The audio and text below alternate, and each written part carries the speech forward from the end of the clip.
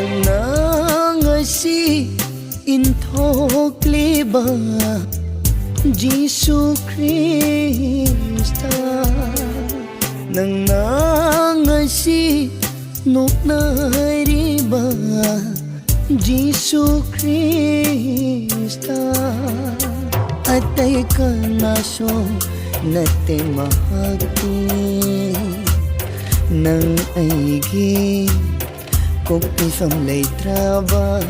Papkida magsibikiba Kandi ba mapuduni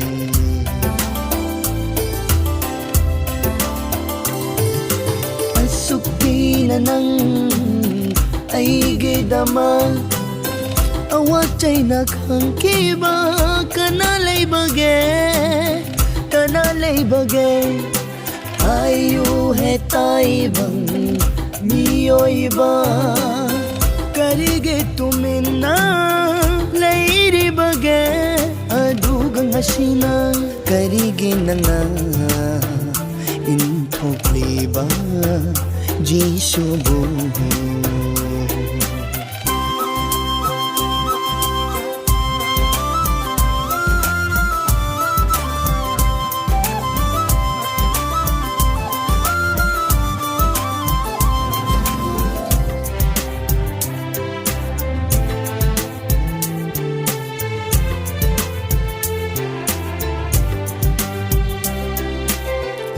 Chay from nai na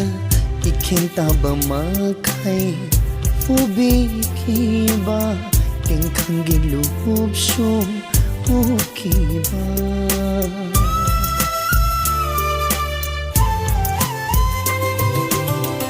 Chay from nai na Iking taba makay Fubi kiba King kang giluhub siyong Hukiba Sang labad ching lambida Lumlabad cross puduna